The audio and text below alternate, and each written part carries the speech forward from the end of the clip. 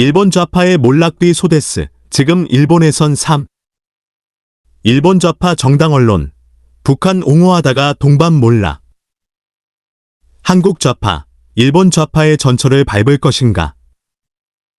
일본 사회당, 일본인, 납치는 한국 안기부가 각본 쓰고 상케이 신문이 각색한 창작된 이야기.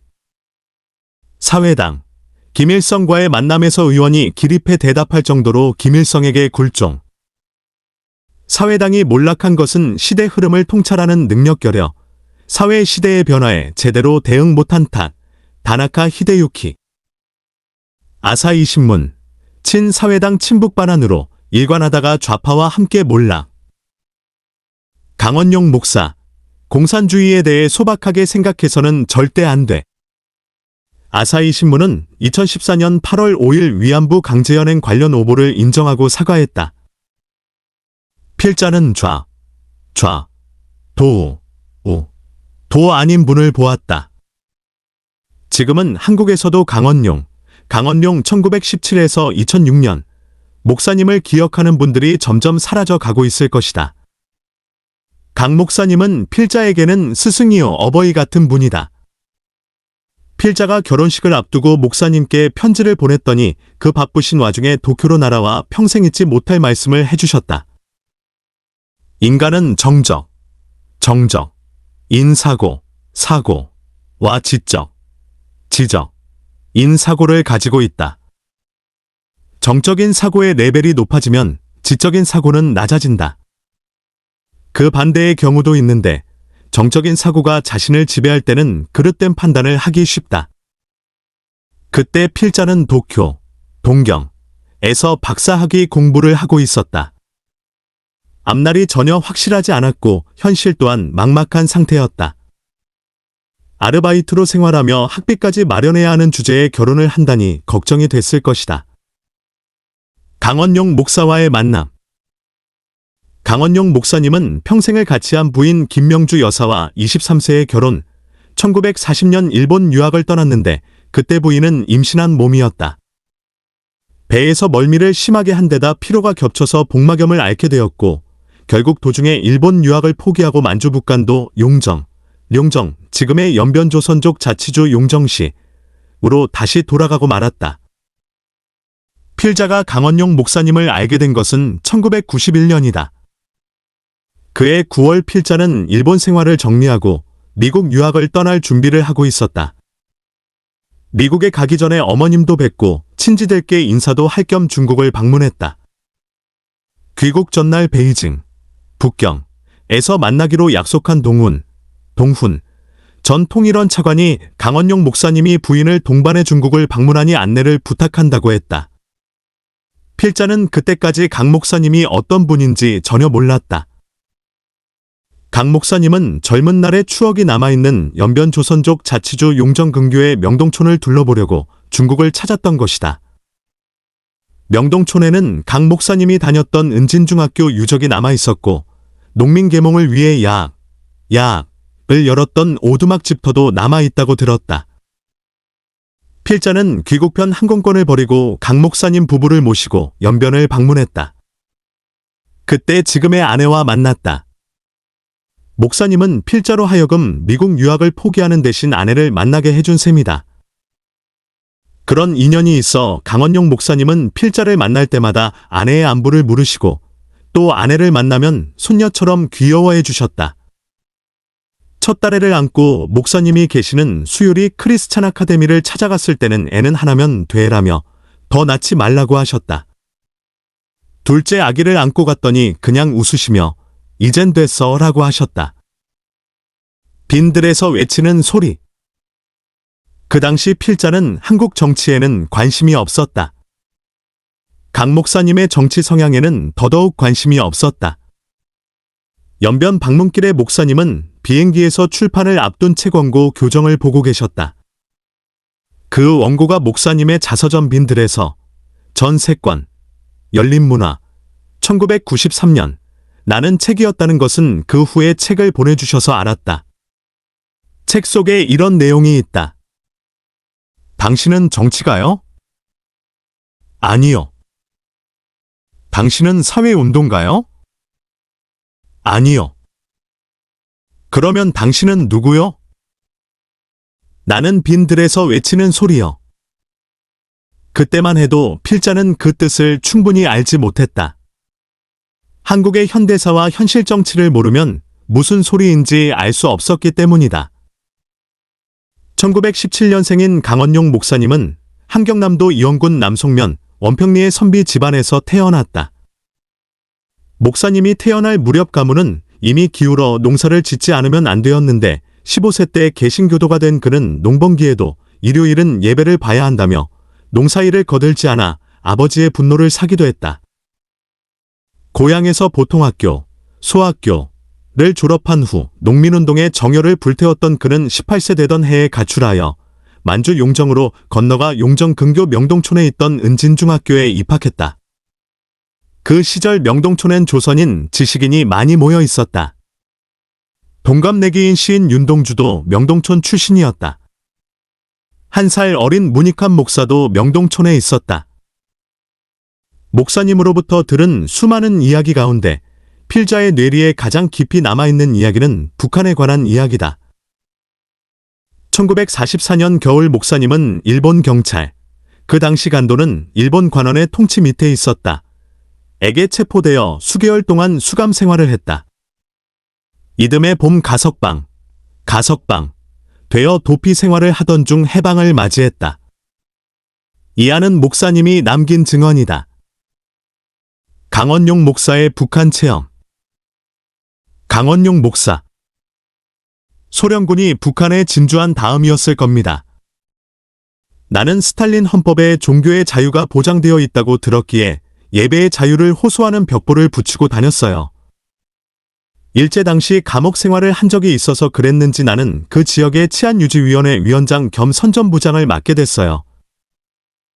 치안유지위에서는 며칠도 안 돼 동무하는 패거리가 생겨났어요. 그런데 서로 동무라고 부르는 그룹반 총을 가지는 거예요. 그 패들과 처음 부딪히게 된 것은 그들이 대대적인 데모를 한다고 하기에 그걸 반대했거든요. 데모를 하다가 일본군과 충돌하여 많은 사람이 죽을 수도 있다고 걱정했기 때문이었죠. 데모를 하더라도 일본군의 무장해제가 끝난 다음에 하자고 했더니 나를 반동으로 몰아 인민재판에 붙이더군요. 인민재판장으로 끌려나가면서 나는 이제 마지막이구나 하는 생각을 했습니다. 그래서 그들 보고 재판하기 전에 15분만 얘기할 시간을 달라고 했죠. 그랬더니 기회를 주지 말자 하고 저희끼리 싸우다가 결국 허락해 주더군요. 그땐 정말 웅변을 토했습니다. 한 5분이 지나니 박수가 나오고 10분이 되니까 함성이 터졌습니다. 그래서 풀려 나왔는데 그때 이곳은 못 살 곳이다. 도망가자는 생각이 들어 38선을 넘었습니다.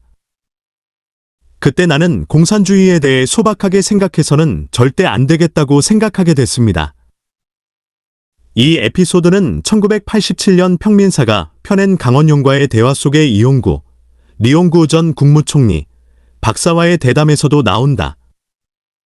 강 목사님은 필자와 아내에게 몇 번이나 이 이야기를 직접 들려주셨다. 그 시절의 체험이 너무나 충격적이었고 평생 북한 이해의 바탕이 됐을 것이다. 사회주의 중국에서 나고 자란 필자는 목사님이 무슨 말씀을 하시는지 금방 알 수 있었다. 필자의 북한 연구의 저변에도 이와 비슷한 인식이 깔려있기 때문이다. 강원용 목사님은 생전에 박정희, 대통령의 유신에는 반대했으나 전두환, 정권 때는 국정자문위원직을 수락하는 등 협조적인 모습을 보이기도 했다. 필자에게 김대중을 살리기 위해서였다고 자초지종을 들려준 적이 있다. 강 목사님은 민주화운동을 성원했지만 김대중, 노무현, 정권의 대북 정책은 못마땅하게 여기셨다. 2005년 진보학자로 알려진 강정구 동국대 교수가 만경대 정신 운운하며 한국전쟁 당시 미군의 개입을 비판하는 등 친북 발언을 쏟아냈을 때는 기자회견을 열고 이렇게 말씀하신 적이 있다. 미군이 개입하지 않았다면 전쟁도 빨리 끝나고 통일도 됐을 것이라는 주장은 북한에서나 하는 말이다. 나는 전쟁 때 시골에서 구덩이를 파고 거기에 숨어서 지냈다. 유엔군의 인천 상륙 소식이 알려지자 구덩이 속에 함께 있던 사람들이 모두 일어서서 춤을 췄다. 그런 강원용 목사님을 한국에서는 좌우를 아우르는 정치가 사회운동가로 보는 사람들이 있는가 하면 친미 반공 보수주의자 의식에는 한계가 있다고 평가하는 사람들도 있는 듯하다. 반면에 그를 이나 좌파에 가까운 분으로 여기는 이들도 있는 것 같다. 하지만 필자의 눈의 강 목사님은 좌도 우도 아닌 누구나 포용해주는 강원용 목사의 호와 같은 분이었다.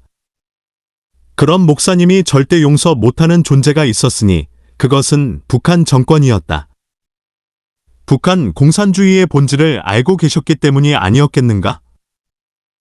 일본 사회당의 몰락. 일본인 납치자 문제는 사회당 몰락의 계기가 됐다. 북한에 피랍된 일본인 중 사망한 것으로 알려진 요코다 메구미, 피랍 당시 13세. 요즘 한국에는 북한 정권을 옹호하는 언동을 서슴지 않고 북한의 환상을 가지고 있는 정치인, 학자들이 많다. 일본도 마찬가지다. 아니, 마찬가지였다. 일본의 좌파의 역사를 보면 오늘의 한국에서 진보를 자처하는 좌파 정치인, 학자들이 얼마나 시대착오를 범하고 있는지를 알 수 있다. 한국에서 진보 좌파를 자처하는 세력을 보면 과거 일본의 좌파와 닮은 점이 많다. 북한 지도자에게는 관용적이고 우호적이면서 자국의 지도자는 적처럼 대하고 북한 주민의 인권은 외면하면서 자국의 인권 상황은 문제 삼는다.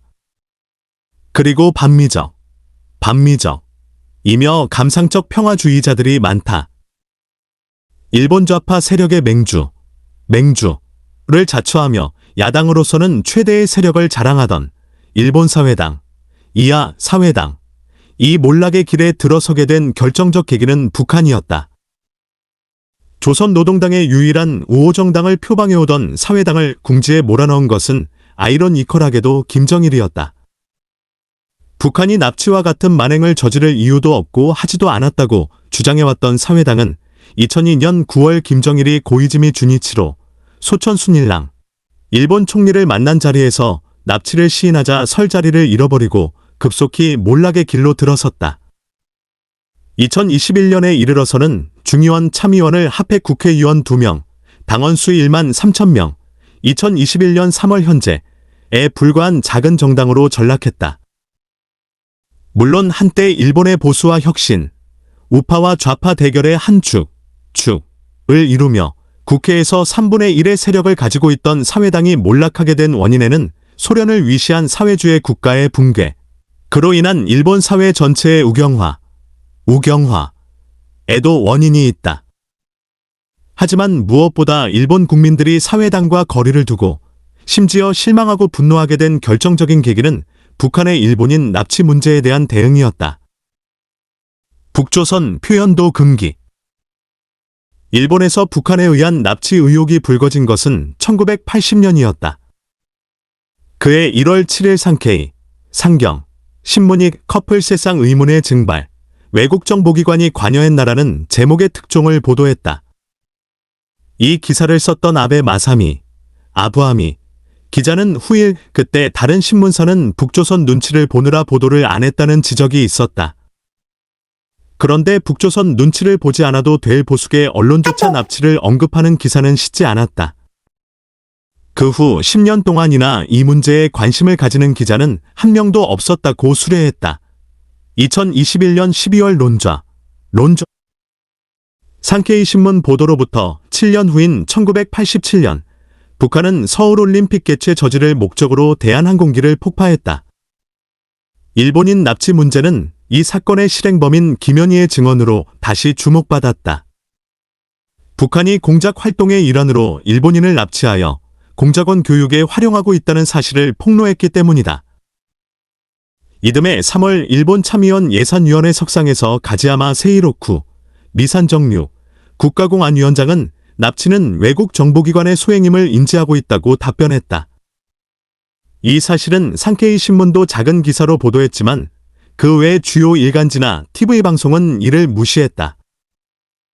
당시 일본에서는 북한을 북조선이라고 부르는 것조차 금기시됐었다.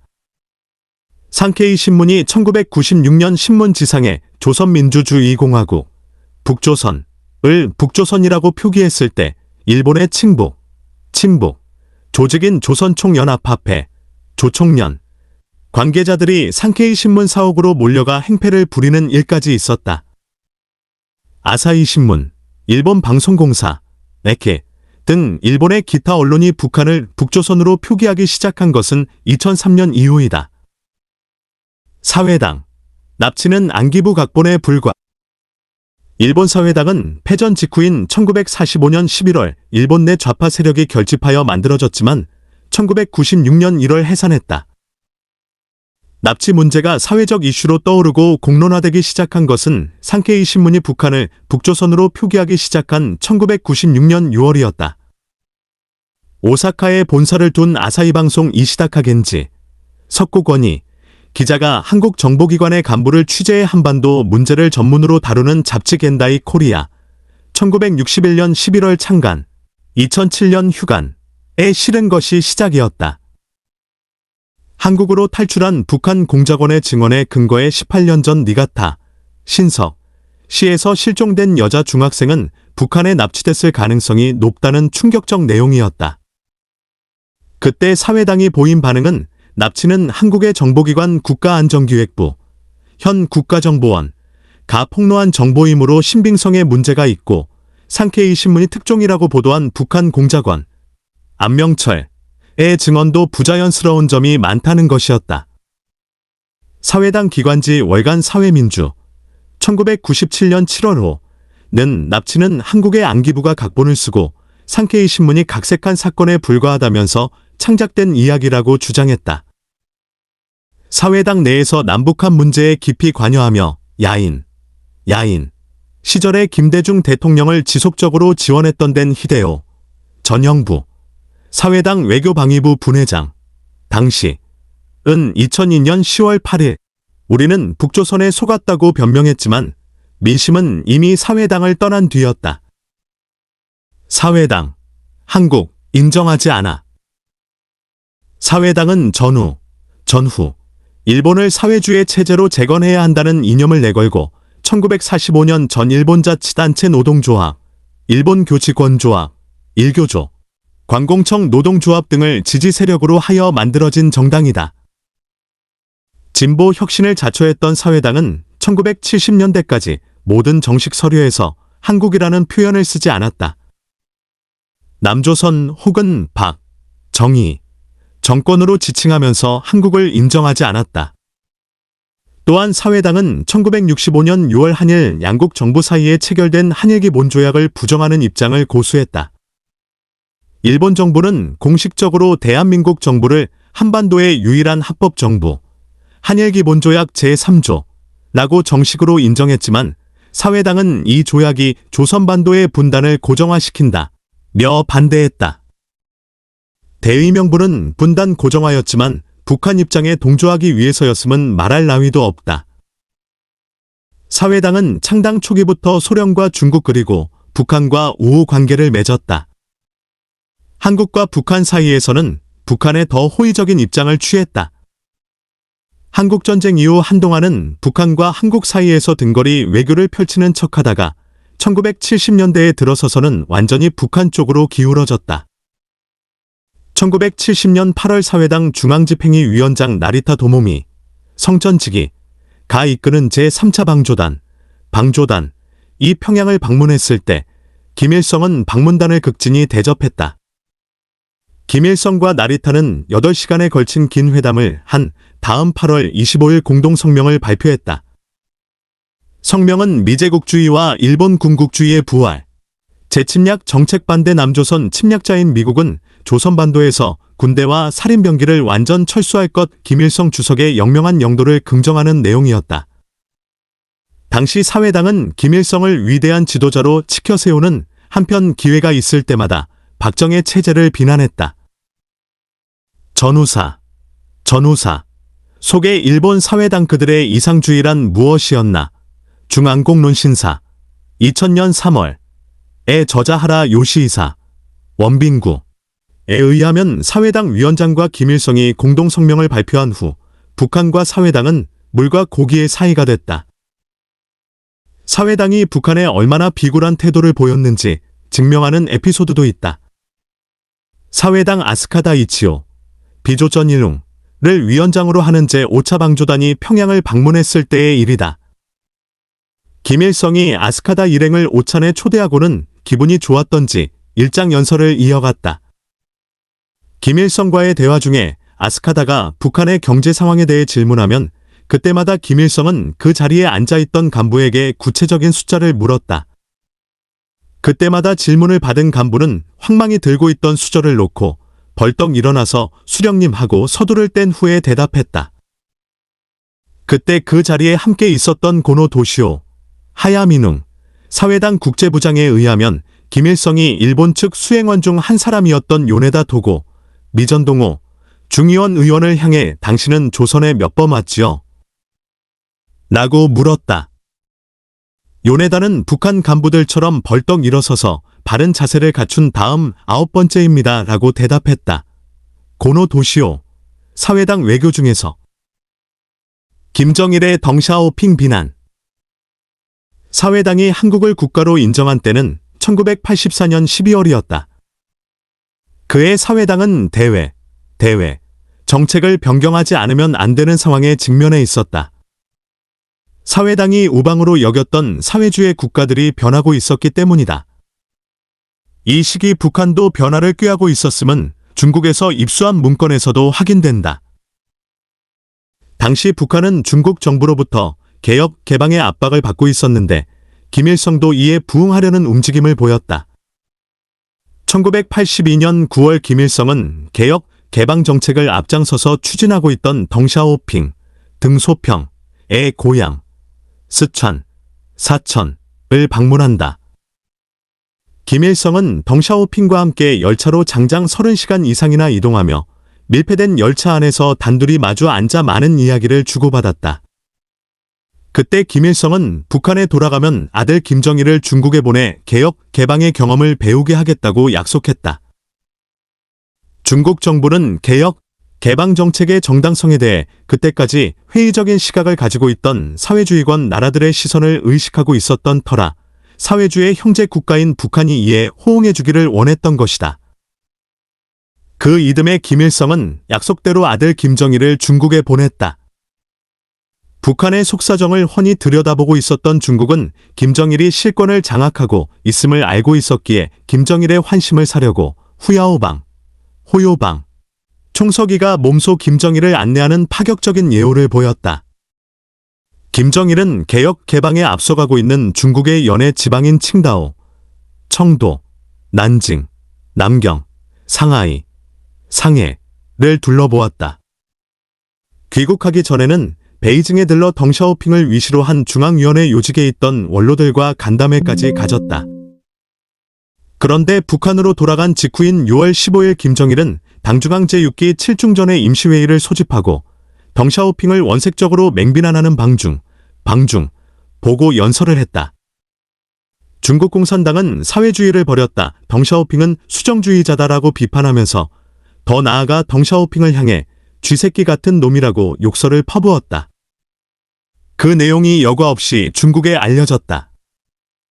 덩샤오핑은 경로하여 김정일을 덜된 놈, 황취랑이라고 하면서 이놈이 결국 조선, 북한을 망치겠구나 라고 했다.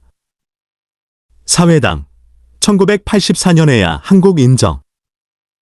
사태의 심각성을 감지한 김일성은 덩샤오핑을 달래려고 8월과 9월 두 번이나 대련에서 휴가를 보내고 있는 덩샤오핑과 만났다. 덩샤오핑은 김일성에게 미국과의 관계 개선에 대해서도 조언했다. 귀국 후 김일성은 한국과 미국을 상대로 3자회담을 제안했다. 이제 한반도에도 큰 변화가 일어날 것 같았다. 이런 와중에 김정일은 공작원을 미얀마, 버마에 파견하여 10월 9일 랑군, 현재의 양곤, 아웅산 묘역에서 전두환 대통령 암살을 노린 폭탄 테러를 감행했다. 이 시기 북한의 모든 권력은 이미 김정일이 가지고 있었다. 김일성이 결정할 수 있는 일은 아무것도 없었다. 이런 속사정을 일본의 사회당이 어느 정도 파악하고 있었는지는 모른다. 하지만 1984년 12월 사회당 외교위원회 및 조선대책특별위원회는 우리 당의 당면한 대조선 정책에 대한 견해를 발표해 한국을 국가로 인정하기로 했다. 그로부터 4년 후인 1988년에는 사회당 소속 국회의원의 한국 방문을 허락했다. 사회당이요. 수고했어요. 그 후 사회당이 사회주의적인 정책을 수정하는 데는 6년이란 시간이 걸렸다.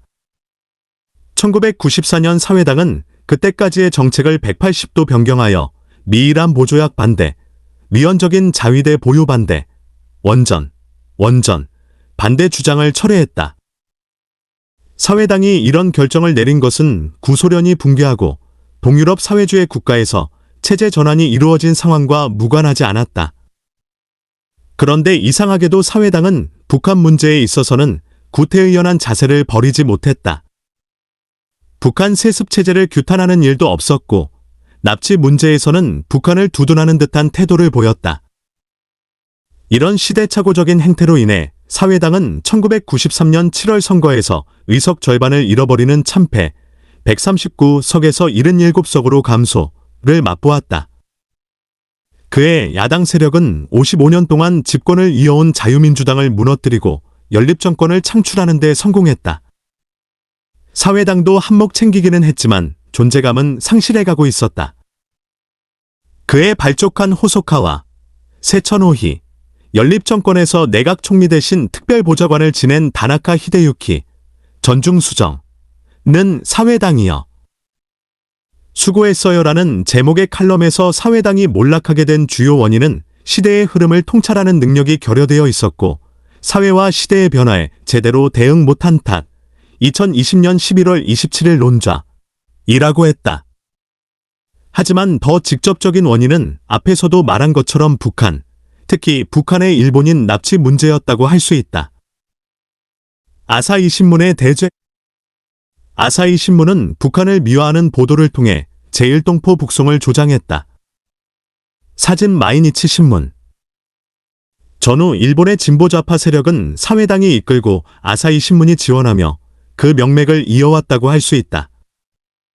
일본 월간 잡지 정론은 2009년 12월 아사히 신문의 나는 특집호에서 아사히 신문의 보도 자세와 논조는 사회민주당, 일본 사회당의 후신을 편드는 것이라고 비판했다. 평론가 가다오카 마사미, 평강정사는 같은 잡지에 실린 다시 한번 묻는다 아사히 신문의 전후 책임에서 아사히는 일본 민주당을 선거에서 이기게 하기 위한 신문이라고 비판했다. 그해 8월 자민당은 사회민주당을 포함한 야당 연합에 또 한 번 정권을 빼앗겼다. 아사히 신문은 이때의 정권 교체를 1993년의 호소카와 정권 창출 때보다 훨씬 큰 의미가 있는 것으로 받아들였다. 가다오카 마사미의 글에 의하면 호소카와 정권은 사회당이 참여하기는 했으나 사회주의 정권이 아니었다.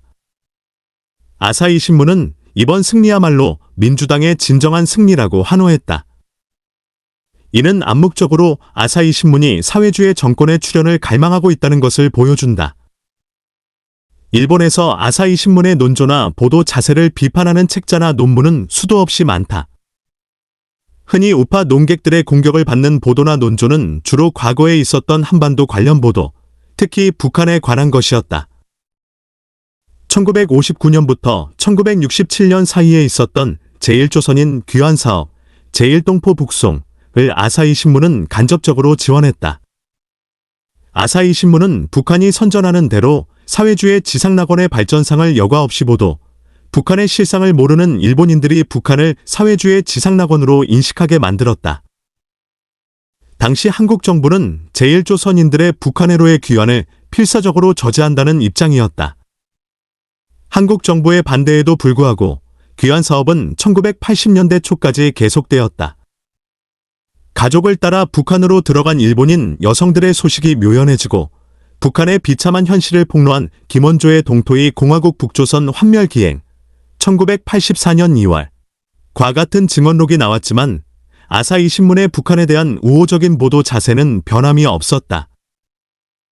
이 구선언이 나온 1987년까지 아사히 신문을 필두로 하는 일본 언론은 북한을 경제적으로 활기에 차 있고 주민들은 무상, 의료, 무상교육, 무상주택의 혜택을 받으며 행복한 삶을 누리는 밝은 나라로 한국은 군사독재 밑에서 힘들게 살아가는 어두운 나라로 보도했다. 특히 박정희 정권을 부정적으로 다루었다. 박정희 시대의 근대화 정책이나 경제 발전상에 대해서는 무시로 일관했다. 북한 주민의 인권 상황, 북한 지도자들을 비판하는 보도는 외면하면서 한국의 인권 상황은 문제 삼고 위정자들을 비판하는 보도를 쏟아냈다. 한국 좌파의 미래는? 이런 과거를 가지고 있는 아사히 신문은 2000년대에 들어서면서부터 과거를 반성하는 특집 연재를 지면에 싣고 있다. 종군 위안부 관련 보도와 관련해서도 지면에 장문의 사과문과 정정, 기사를 게재하는 등 변화를 꾀하고 있다. 하지만 그 영향력은 현저히 떨어지고 있다. 한국의 진보 좌파 세력이 일본 좌파의 전철을 밟을지 그렇지 않을지는 아무도 모른다. 그러나 한 가지 분명한 점은 북한이라는 체제는 그 수명을 다해가고 있다는 사실이다. 그 북한에 대해 할 말을 하지 못하거나 친북적인 입장을 고수하다가는 한국의 진보 좌파 세력 역시 일본 좌파의 전철을 밟게 될 공산이 크다.